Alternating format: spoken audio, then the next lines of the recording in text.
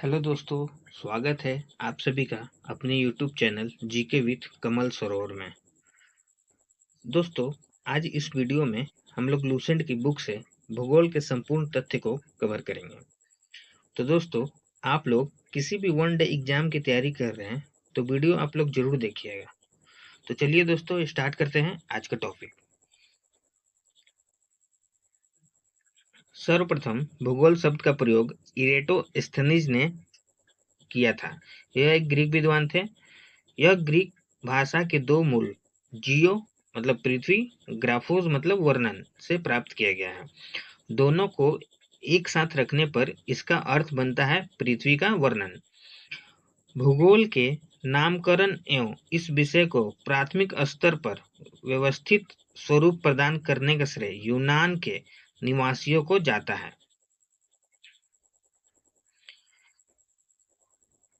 Hecataeus ने अपनी पुस्तक जस पीरियोडस अर्थात पृथ्वी का वर्णन में सर्वप्रथम भौगोलिक तत्वों का क्रमबद्ध समावेश किया।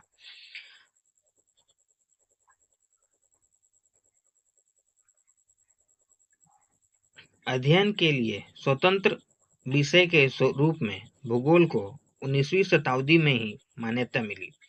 20वीं शताब्दी के आरंभ में भूगोल मनुष्य और पर्यावरण संबंधों के अध्ययन के रूप में विकसित हुआ। इसकी दो विचारधाराएं थी। संभववाद, इसके अनुसार मनुष्य अपने पर्यावरण में परिवर्तन करने में समर्थ है तथा प्राकृतिक पद अनेक संभावनाओं को अपनी इच्छा के अनुसार उपयोग कर सकता है। इस विचारधारा के समर्थक हैं भूगोलवेत्ता वाइडल डीला ब्लास और फ्रेम्बे।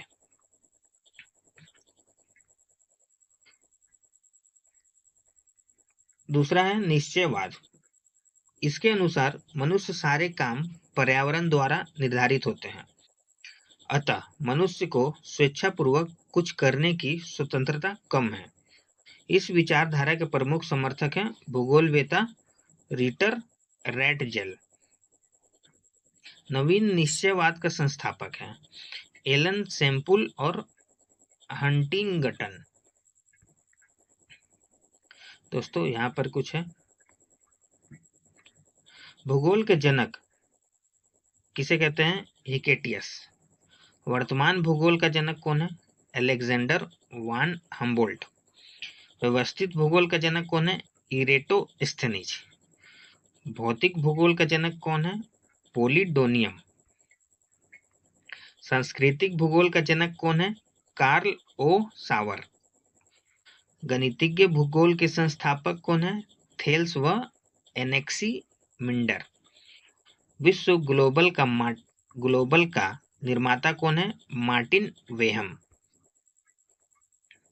विश्व मानचित्र का निर्माणकर्ता एनेक्सीमिंडर। भौगोलिक विश्वकोश का रचनाकार स्ट्राबो। क्रमबद्ध भूगोल कौन है? अलेक्जेंडर वान हम्बोल्ट। भूगोल की कुछ परिभाषाएं। पहला है, भूगोल एक स्वतंत्र विषय है जिसका उद्देश्य लोगों को विश्व, आकाशीय पिंडों, स्थल, महासागरों, जीव जंतुओं, वनस्पति, फलों तथा भू धरातल के क्षेत्रों में देखी जाने वाली प्रत्येक अन्य वस्तु का ज्ञान प्राप्त करना है। ये किसने कहा था? स्ट्रैबो ने। दूसरा है दोस्तों, भूगोल पृथ्वी की झलक को स्वर्ग में देखने वाला अभामय विज्ञान है। ये किसने कहा था? क्लेडियस एंड टॉलमी ने। तीसरा है, भूगोल वह विज्ञान है जिसमें पृथ्वी को स्वतंत्र ग्रह के रूप में मान्यता देते हुए उसके समस्त लक्षणों, घटनाओं एवं उसके अंतः संबंध का अध्ययन किया जाता है। ये किसने कहा था? कार्ल लीटर ने। चौथा, पृथ्वी में भूगोल के उस भाग का अध्ययन किया जाता है जो मानव के रहने का स्थान है। ये किसने कहा था? आर्थर होम्स ने। ब्रह्मांड अस्तित्वमान द्रव्य एवं ऊर्जा के सम्मिलित रूप को ब्रह्मांड कहते हैं। दूसरे शब्दों में सूक्ष्मतम अणुओं से लेकर महाकाय आकाशगंगाओं तक के सम्मिलित स्वरूप को ब्रह्मांड कहा जाता है। ब्रह्मांड की उत्पत्ति से संबंधित प्रमुख सिद्धांत निम्न हैं। महाविस्फोटक सिद्धांत, जिसे बिग बैंग थ्योरी बोलते हैं, एफ जॉर्ज लेमेंतियर समयावस्था या सतत सृष्टि सिद्धांत या स्थिर अवस्था संकल्पना मतलब steady state theory, Thomas gold एवं हरमन बॉडी ने। दोलन के सिद्धांत किसने दिया था? Doctor L संडेजा। स्फीति सिद्धांत किसने दिया था? एलन गुथ ने। ब्रह्मांड की उत्पत्ति के संबंध में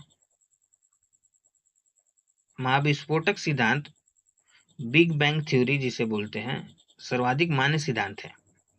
इसका प्रतिपादन बेल्जियम के खगोल एवं पादरी जेब जॉर्ज लेमेंतेर ने किया था। बाद में रॉबर्ट वेगोनेर ने इस सिद्धांत का व्याख्या की थी। महाविस्फोटक सिद्धांत के अनुसार आरंभ में वे सभी पदार्थ जिनमें ब्रह्मांड बना है अति छोटे गोलक एकाकी परमाणु के रूप में एक ही स्थान पर स्थित था, जिसका आयतन अत्यधिक सूक्ष्म एवं तापमान तथा घनत्व अनंत था। अत्यधिक संकेंद्रण के कारण बिंदु का आकस्मिक विस्फोट हुआ, जिसे महाविस्फोट ब्रह्मांडीय विस्फोट मतलब बिग बैंग कहा गया। इस अचानक विस्फोट से पदार्थों का बिखराव हुआ, जिससे समान पदार्थ निर्मित हुए। इसके अलगाव के कारण काले पदार्थ बने, जिनके समूहन से अनेक ब्रह्मांडीय पिंडों का सृजन हुआ। वैज्ञानिकों का विश्वास है कि महाविस्फोट बिग बैंग की घटना आज से 13.7 अरब वर्ष पहले हुई थी। महाविस्फोट के पश्चात सौर मंडल का निर्माण लगभग 4.6 अरब वर्ष पहले हुआ, जिसमें ग्रहों तथा उपग्रहों का निर्माण हुआ। इस प्रकार बिग बैंग परिघटनाओं से ब्रह्मांड की उत्पत्ति हुई। तभी से उनमें निरंतर विस्तार जारी है। इसके साक्ष्य के रूप में आकाशगंगाओं के बीच बढ़ती दूरी का साक्ष्य दिया गया। नासा ने 2001 में इस मैप माइक्रोवेव एनिस्ट्रोफी प्रोब नामक अनुसंधान में इसकी पुष्टि की। नोट में है, नासा द्वारा 30 जून को 2001 में डेविड विल्किंसन के नेतृत्व में बिग बैंग की पुष्टि हेतु मैप परियोजना का शुभारंभ किया गया। मैप एक खोजी उपग्रह है। इससे प्राप्त चित्रों से बिग बैंग की पुष्टि होती है। 11 फरवरी 2013 को इस आधार पर नासा ने ब्रह्मांड की आयु 13.7 अरब वर्ष निर्धारित करने की घोषणा की। डेविड विल्किंसन की सितंबर 2002 ईस्वी में निधन के पश्चात उनके सम्मान में मैप उपग्रह का नाम 11 फरवरी 2003 ईस्वी को डब्ल्यू मैप रखा गया। भूवैज्ञानिक काल समय के सबसे बड़े खंड योन कहते हैं। ओन महाकाल में महाकल्प को कल्प को युग में तथा युग को काल में विभाजित किया जाता। ब्रह्मांड के निरंतर विस्तारण के साक्ष्य जुटाने में एडविन हब्बल का योगदान उल्लेखनीय है। ब्रह्मांड के निरंतर विस्तारण के साक्ष्य के रूप में अंतरिक्ष में सूक्ष्म तरंगों की उपस्थिति का पता चलना, अंतरिक्ष में रेड शिफ्ट परिघटनाएं का अवलोकन तथा आधुनिक अध्ययनों में सुपरनोवा का अंतरिक्ष में विस्फोट होना भी ब्रह्मांड के विस्तार के साक्ष्य रूप में माना जा रहा। ब्रह्मांड के रहस्यों को जानने के लिए 30 मार्च 2010 ईस्वी को European centre for nuclear research ने जेनेवा में पृथ्वी की सतह से 50 से 175 मीटर नीचे 27.36 किलोमीटर लंबे सुरंग में लॉर्ज हैड्रन कोलाइजर नामक महाप्रयोग सफलतापूर्वक किया गया।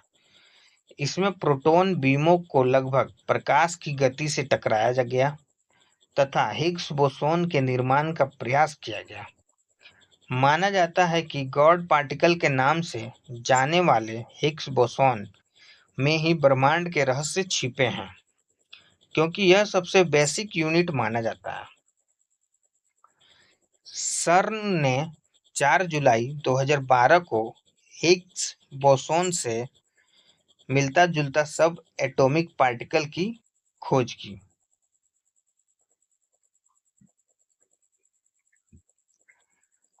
खोज करने में सफल रहे।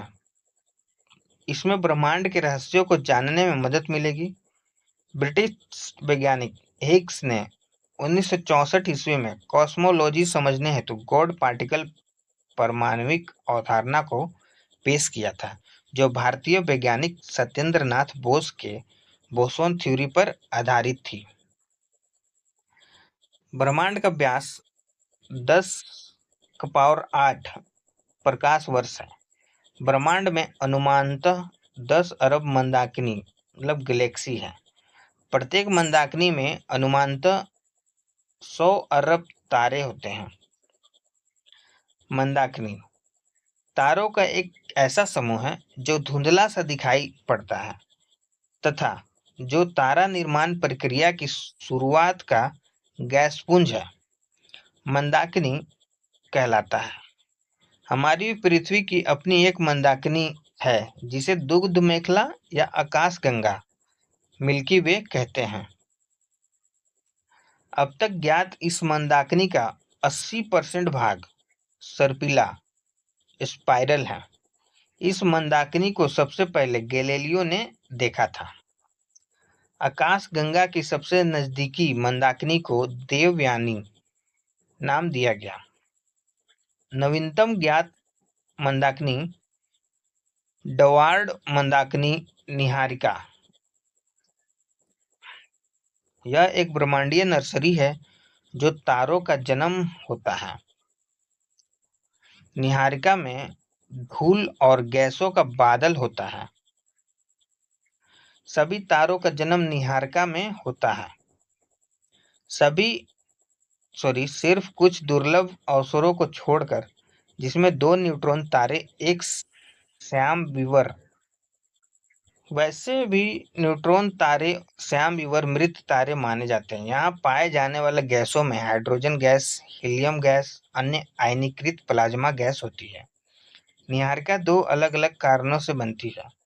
पहला, ब्रह्मांड की उत्पत्ति। दूसरा, कृषि विस्फोटक तारे से बने सुपरनोवा से। ब्रह्मांड के जन्म के बाद परमाणुओं का जन्म हुआ और इन परमाणुओं से धूल, गैस और बादलों का निर्माण हुआ। सुपरनोवा से जो पदार्थ उत्सर्जित होता है, इससे भी निहारिका का जन्म होता है। इसके उदाहरण हैं वेल और कर्क।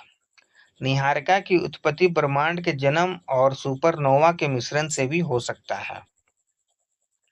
निहारिका के कुछ प्रकार। उत्सर्जन निहारिकाएं, यह सबसे सुंदर और रंग बिरंगे होती हैं।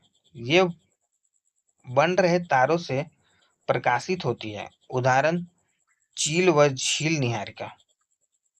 परावर्तन निहारिकाएं, यह तारों के प्रकाश को परावर्तित करती है।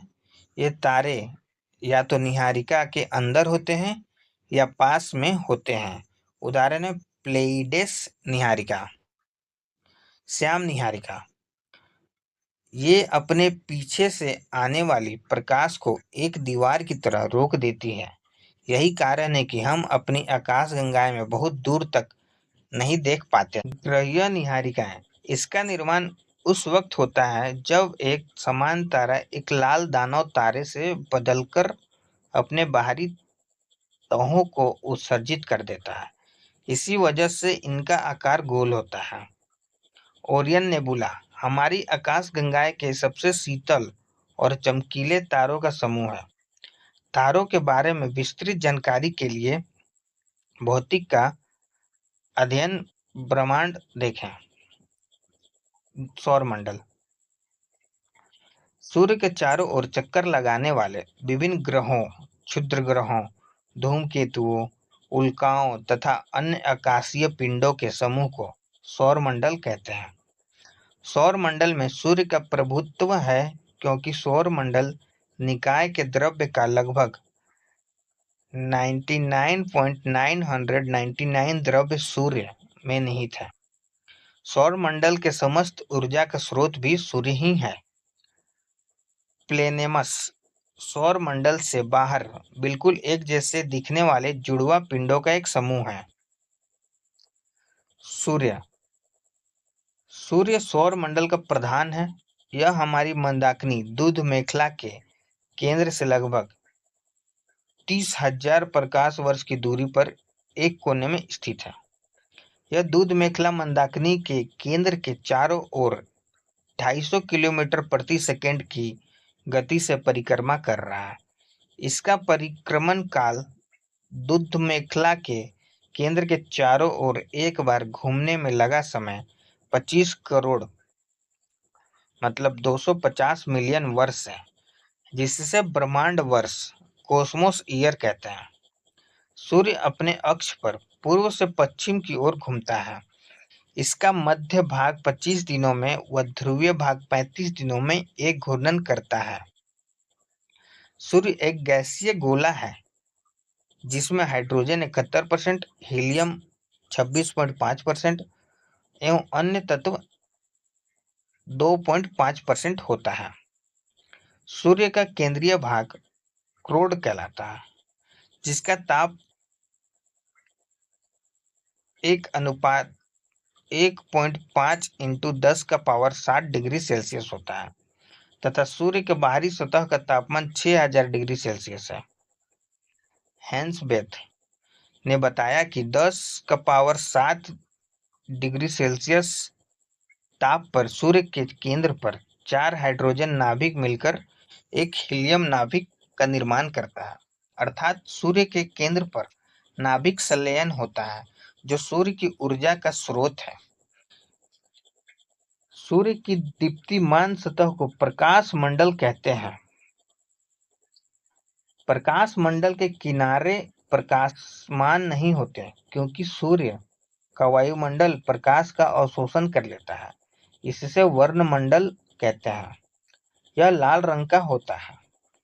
सूर्य ग्रहण के समय सूर्य के दिखाई देने वाले भाग को सूर्य किरीट कहते हैं। यह सूर्य का बाह्यतम परत है। सूर्य किरीट एक्सरे उत्सर्जित करता है। इसे सूर्य का मुकुट कहा जाता है। पूर्ण सूर्य ग्रहण के समय सूर्य किरीट से प्रकाश की प्राप्ति होती है। ब्रह्मांड में बदलता दृष्टिकोण। ब्रह्मांड के बारे में बदलता दृष्टिकोण। प्रारंभ में पृथ्वी को संपूर्ण ब्रह्मांड का केंद्र माना जाता था, जिसकी परिक्रमा सभी आकाश पिंडीय विभिन्न कक्षाओं में करते थे। इसे भूकेंद्रीय सिद्धांत कहा गया। इसका प्रतिपादन मिस्र यूनानी खगोल शास्त्री क्लॉडियस टॉलमी ने 140 ईसा ईस्वी में किया था। इसके बाद पोलैंड के खगोल शास्त्री निकोलस कोपरनिकस 1473 से 1573 ईस्वी ने यह दर्शाया कि सूर्य ब्रह्मांड के केंद्र पर तथा ग्रह इसकी परिक्रमा करते हैं।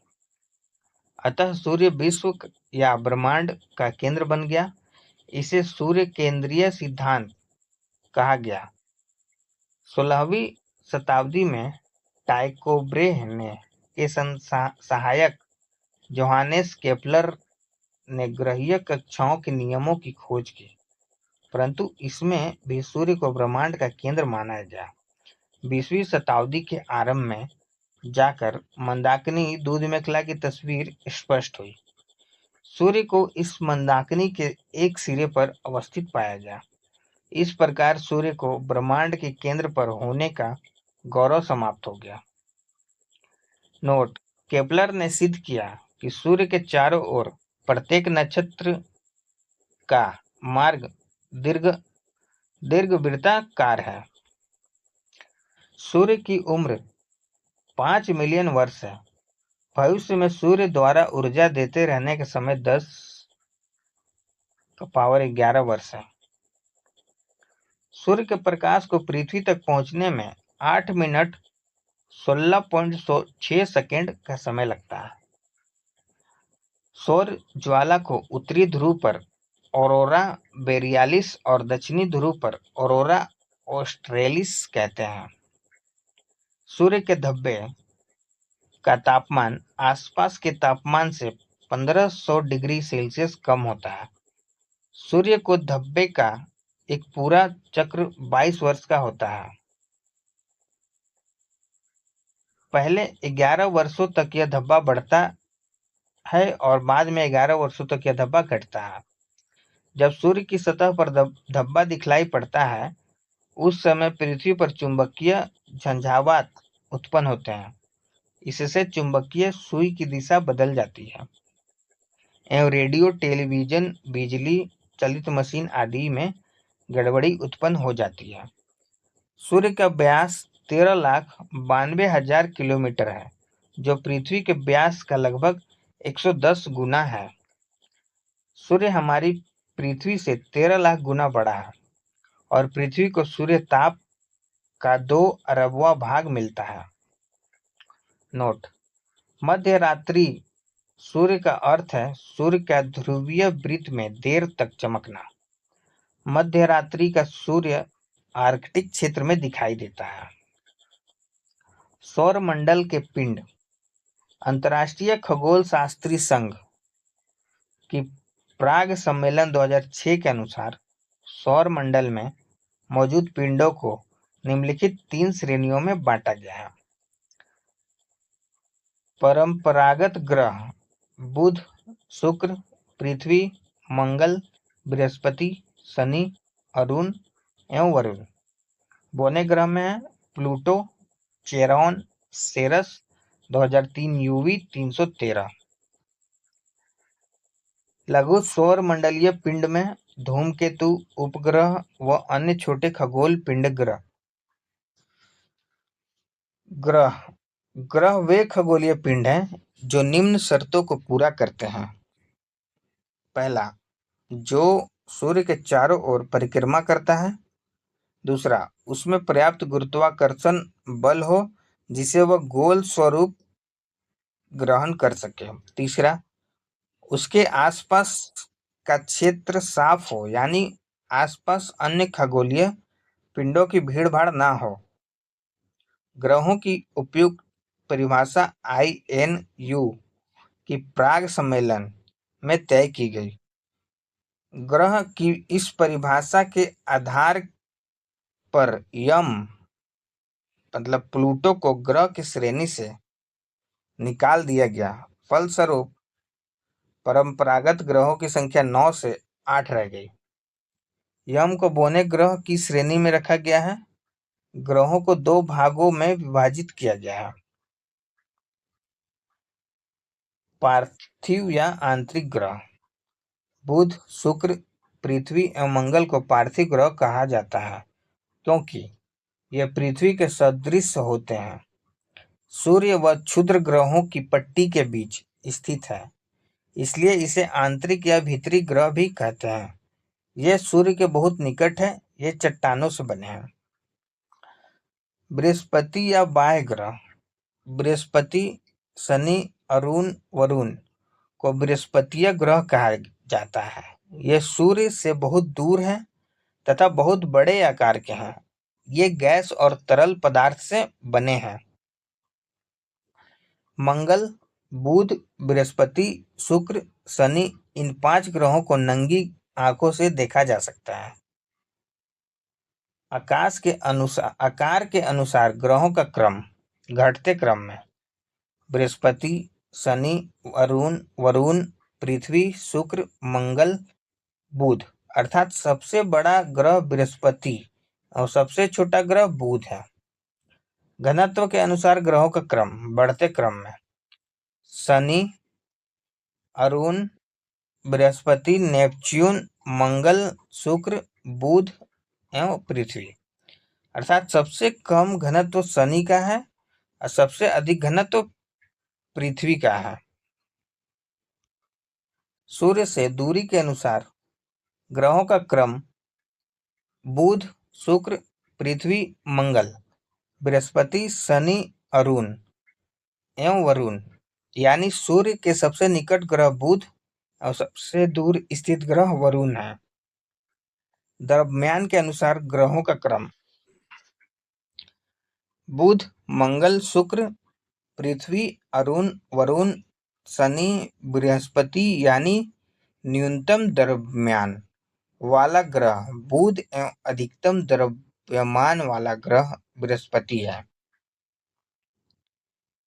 परिक्रमण काल के अनुसार ग्रहों का क्रम बुध, शुक्र, पृथ्वी, मंगल, बृहस्पति, शनि, अरुण एवं वरुण। परिभ्रमण काल के अनुसार ग्रहों का क्रम बढ़ते क्रम में बृहस्पति, शनि, वरुण, अरुण, पृथ्वी, मंगल, बुध, शुक्र। अपने अक्ष पर झुकाव के आधार पर ग्रहों का क्रम बढ़ते क्रम में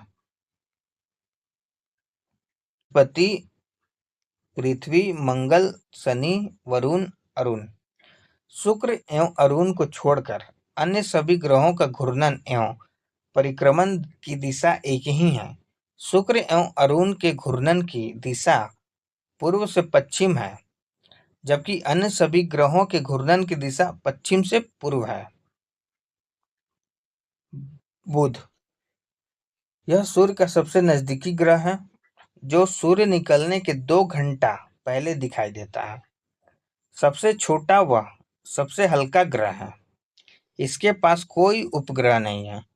इसका सबसे विशिष्ट गुण है इसमें चुंबकीय क्षेत्र का होना।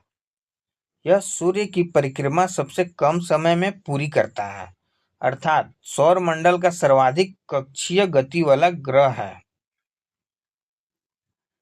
यह दिन अति गर्म व रातें बर्फीली होती है। इसका तापांतर सभी ग्रहों में सबसे अधिक 600 डिग्री सेल्सियस है। इसका तापमान रात में 173 डिग्री सेल्सियस, दिन में 427 डिग्री सेल्सियस हो जाता है। शुक्र, यह पृथ्वी का निकटतम, सबसे चमकीला, सबसे गर्म ग्रह है। इसे सांझ का तारा या भोर का तारा भी कहा जाता है, क्योंकि यह शाम में पश्चिम दिशा में तथा सुबह में पूरब की दिशा में आकाश में दिखाई पड़ता है। अन्य ग्रहों के विपरीत दक्षिणावर्त चक्रण करता है। इसे पृथ्वी का भगिनी ग्रह कहते हैं। यह घनत्व, आकार एवं व्यास में पृथ्वी के समान है।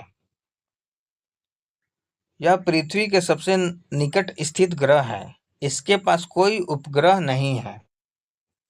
बृहस्पति, यह सौर मंडल का सबसे बड़ा ग्रह है। इसे अपनी धुरी पर चक्कर लगाने में 10 घंटा और सूर्य के परिक्रमा करने में 12 वर्ष लगते हैं। पृथ्वी का द्रव्यमान सूर्य के द्रव्यमान का लगभग 1000वां भाग है। इसके उपग्रह गयानीमिड पीले रंग का सभी उपग्रहों में सबसे बड़ा है। मंगल, इसे लाल ग्रह कहा जाता है। इसका रंग लाल आयरन ऑक्साइड के कारण होता है। यह पृथ्वी के समान 2 ध्रुव है। इसका कक्षातली 25 डिग्री के कोण पर झुका हुआ है, जिसके कारण यहाँ पृथ्वी के समान ऋतु परिवर्तन होता है।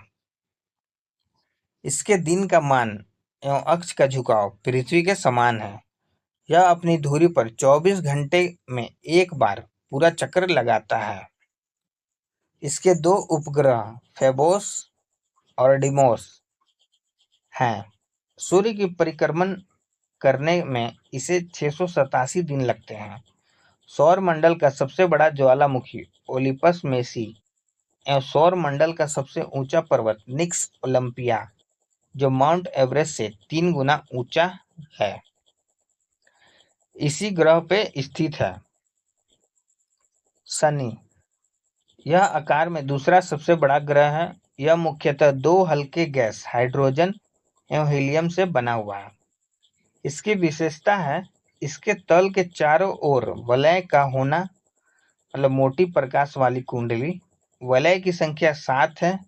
यह आकाश में पीले तारे के समान दिखाई पड़ता है। इसका घनत्व 0.7 ग्राम प्रति सेंटीमीटर क्यूब सभी ग्रहों एवं जल से भी कम है, यानी इसे जल में रखने पर तैरने लगेगा। शनि का सबसे बड़ा उपग्रह टाइटन है, जो सौर मंडल का दूसरा सबसे बड़ा उपग्रह है। यह आकार में बुध के बराबर है। टाइटन की खोज 1665 में डेनमार्क के खगोल शास्त्री क्रिश्चियन हाइजोन ने की थी। यह एकमात्र ऐसा उपग्रह है जिसका पृथ्वी जैसा स्वयं का सघन वायुमंडल है। फोबे नामक शनि का उपग्रह इसकी कक्षा में घूमने की विपरीत दिशा में परिक्रमा करता है। अरुण, यह आकार में तीसरा सबसे बड़ा ग्रह है। इसका तापमान लगभग -215 डिग्री सेल्सियस है। इसकी खोज 1781 ईस्वी में विलियम हर्शेल द्वारा की गई। इसके चारों ओर 9 वलयों में 5 वलयों का नाम अल्फा, बीटा, गामा, डेल्टा एवं इप्सिलॉन है। यह अपने अक्ष पर पूर्व से पश्चिम की ओर दक्षिणावर्त घूमता है, जबकि अन्य ग्रह पश्चिम से पूर्व की ओर वामावर्त में घूमते हैं। यहाँ सूर्योदय पश्चिम की ओर और सूर्यास्त पूरब की ओर होता है। इसके सभी उपग्रह पृथ्वी के विपरीत दिशा में परिभ्रमण करते हैं। यह अपनी धुरी पर सूर्य की ओर इतना झुका हुआ है कि लेटा हुआ सा दिखलाई पड़ता है, इसलिए इसे लेटा हुआ ग्रह कहा जाता है। इसका सबसे बड़ा उपग्रह टाइटेनिया है। वरुण, इसकी खोज 1846 में जर्मन खगोल जोहान गाले ने की। नई खगोलीय व्यवस्था में यह सूर्य से सबसे दूर स्थित ग्रह है। इसके चारों ओर अति शीतल मीथेन का बादल छाया हुआ है।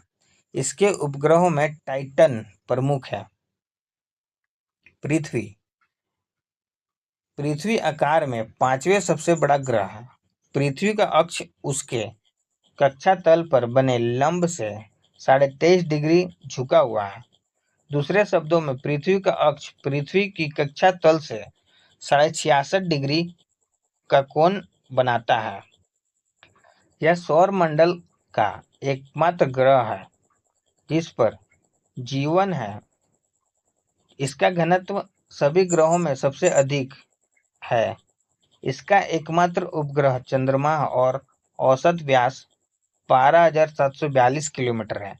इसकी गणना सर्वप्रथम इरेटोस्थनीज ने की थी। इसका विषुवतीय व्यास 12,756 किलोमीटर और ध्रुवीय व्यास 12,713.6 किलोमीटर है। दोनों व्यासों का अंतर 43 किलोमीटर है और इसकी औसत त्रिज्या 6,371 किलोमीटर है। पृथ्वी की आयु लगभग 4.6 अरब वर्ष है और इस पर जीवन लगभग 3 अरब 80 लाख वर्ष पहले प्रारंभ हुआ। सूर्य से पृथ्वी की दूरी 149.6 मिलियन किलोमीटर है।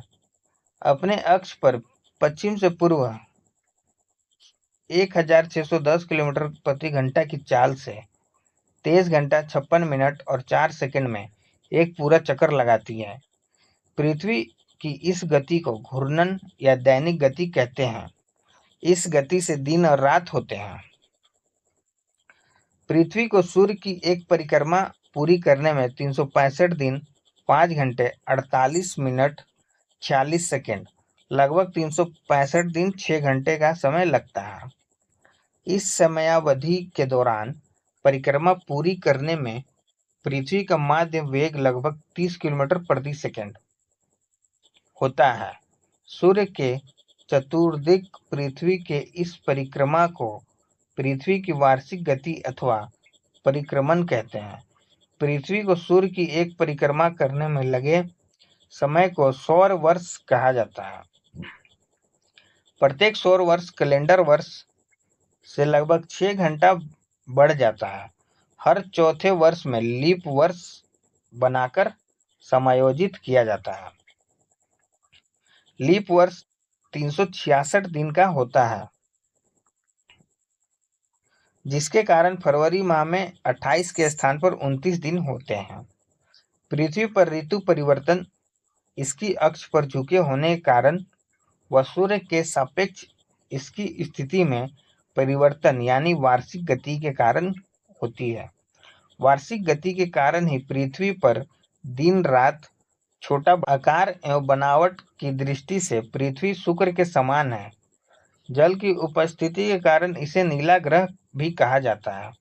सूर्य के बाद पृथ्वी के सबसे निकट का तारा प्रोक्सिमा सेंचुरी है, जो अल्का सेंचुरी का समूह का एक तारा है। यह पृथ्वी से 4.22 प्रकाश वर्ष दूर है। यह सूर्य का भी निकटतम तारा है। नोट: 24 अगस्त 2006 ईस्वी को अंतर्राष्ट्रीय खगोल विज्ञानी संघ की प्राग बैठक में खगोल विज्ञान ने प्लूटो का ग्रह होने का दर्जा खत्म कर दिया, क्योंकि इसकी कक्षा वृत्ताकार नहीं है और यह वरुण ग्रह की कक्षा से होकर गुजरती है। नई खगोलीय व्यवस्था में प्लूटो को बोना ग्रहों की श्रेणी में रखा गया है। साइरस या डॉग स्टार पृथ्वी से 9 प्रकाश वर्ष दूर स्थित है एवं सूर्य से दोगुने द्रव्यमान वाला तारा है। यह रात्रि में दिखाई पड़ने वाला सर्वाधिक चमकीला तारा है। चंद्रमा चंद्रमा की सतह और उसकी आंतरिक स्थिति का अध्ययन करने वाला विज्ञान सेलेनोलॉजी कहलाता है। चंद्रमा पर धूल के मैदानों को शांति सागर कहते हैं। यह चंद्रमा का पिछला भाग है जो अंधकारमय होता है। चंद्रमा के दक्षिणी ध्रुव पर स्थित लीबनिट्ज पर्वत 35,000 फीट मतलब 10,668 मीटर चंद्रमा का उच्चतम पर्वत है। चंद्रमा को जीवाश्म ग्रह भी कहा जाता है। चंद्रमा पृथ्वी की एक परिक्रमा लगभग 27 दिन 8 घंटे में पूरी करता है और इतने ही समय में अपने अक्ष पर एक घूर्णन करता है। यही कारण है कि चंद्रमा का सदैव एक ही भाग दिखाई पड़ता है। पृथ्वी से चंद्रमा का 57% भाग को देख सकते हैं। चंद्रमा अक्ष तल पृथ्वी के अक्ष के साथ 58.48 डिग्री का अक्ष कोण बनाता है। चंद्रमा पृथ्वी के अक्ष के लगभग समानांतर है। इसका परिक्रमण पथ भी दीर्घवृत्ताकार है। चंद्रमा का व्यास 3,480 किलोमीटर तथा द्रव्यमान पृथ्वी के द्रव्यमान का लगभग 1/81 है। नोट: चंद्रमा एवं पृथ्वी के बीच की औसतन दूरी 3,84,365 किलोमीटर है। सूर्य के संदर्भ में चंद्रमा की परिक्रमा की अवधि 29.53 दिन होती है। इस समय को एक चंद्रमास या साइनोडिक मास कहते हैं। नक्षत्र समय के दृष्टिकोण से चंद्रमा लगभग 27.5 दिन में पुनः उसी स्थिति में होता है। 27.5 दिन की यह अवधि एक नक्षत्र मास कहलाती है।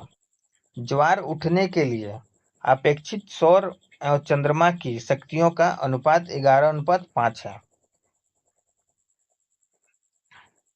अपोलो के अंतरिक्ष यात्रियों द्वारा लाए गए चट्टानों से पता चला है कि चंद्रमा भी उतना ही पुराना है जितना पृथ्वी।